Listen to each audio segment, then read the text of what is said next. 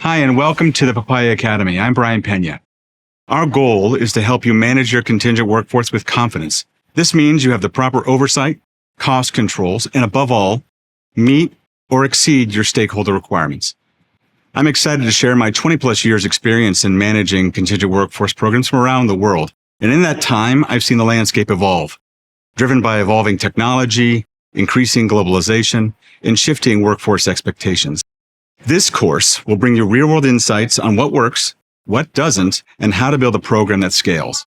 We'll cover the fundamentals, including what is a contingent workforce, industries using contingent workers, hiring and management approaches, direct, EOR, AOR, PEOs, and MSPs, the importance of compliance, the role of data, reporting needs, and how to measure success.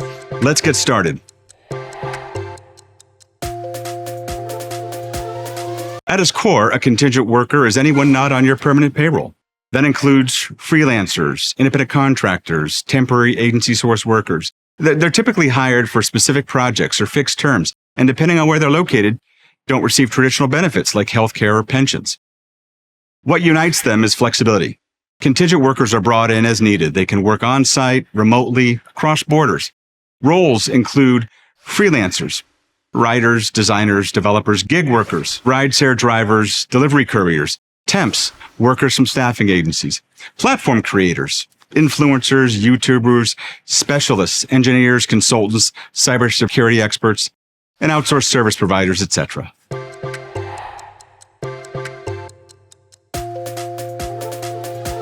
Contingent workers are used across industries and for good reason. You'll find them in enterprises and multinational companies for flexible project-based or longer-term needs. Oil, gas, and mining, supporting research, discovery, and production rotations. Construction and engineering, across infrastructure projects. Higher education, in field research and study abroad programs. Shipping and maritime, where seafarers are often contract-based. Media and live events, from TV production, advertising, to sporting competitions and events. At startups and scale-ups needing on-demand expertise without long-term commitments. Offshore, nearshore, and solo self-employed workers.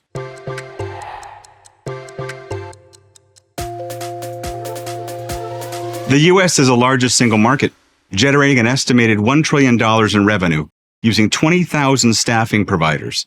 But growth is accelerating across India, Indonesia, Brazil, and Eastern Europe. In the UK, about 15% of workers engage in gig work weekly. Globally, contingent labor now accounts for over 12% of the workforce, and the demand for contingent workers is on the increase. Thanks to the rise of remote work, complemented by digital platforms, companies, especially in the US and Europe, can focus on hiring the best talent for the task, irrespective of geography. Today's forward-thinking organizations can source talent from Latin America to Southeast Asia in simply a matter of clicks.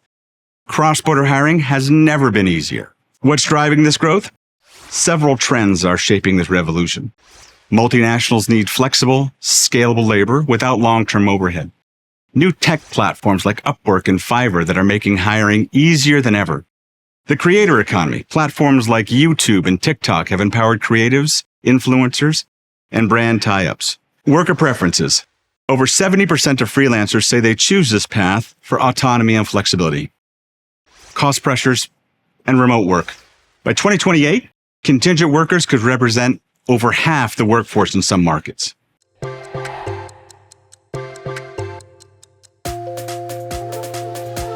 Managing your contingent workforce has to be done strategically.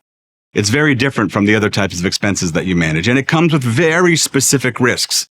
For example, classification risks that we will cover deeply in the next video.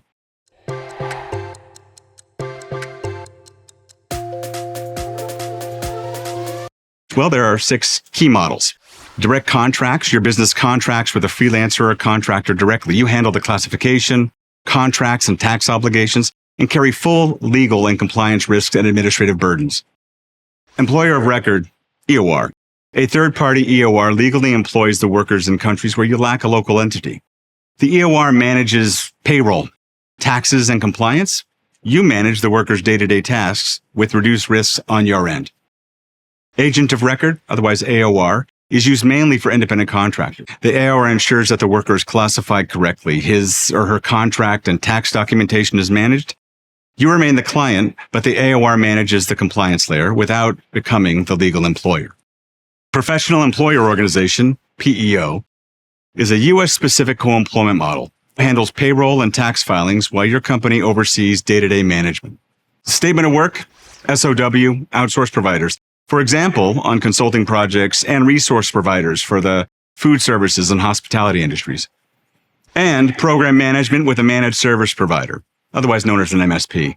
An MSP oversees the sourcing and coordination of your contingent workforce via staffing vendors. The MSP manages operations, but vendors hold the employment liability.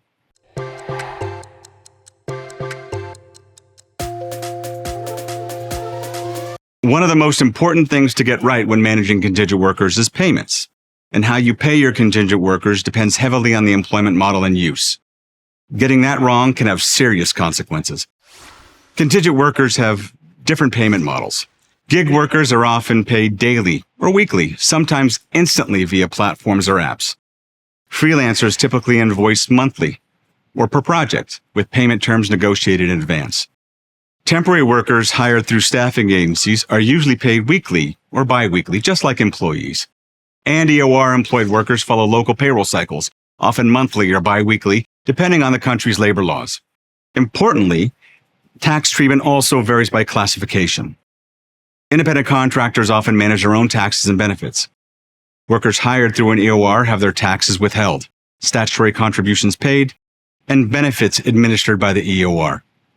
If you don't get your payments right, you risk losing top talent, especially in hard-to-fill specialist roles, legals and financial penalties for misclassification or late payment, and potentially irreparable damage to employer brand. Payments have become an important frontline strategy for attracting and retaining your workforce. And because of that, we'll cover contingent payments in depth during another session. Lastly, a successful contingent workforce program strikes a balance between efficiency, compliance, cost control, and talent. It starts with defined processes for onboarding, classification, and payments, supported by the right technology and partners.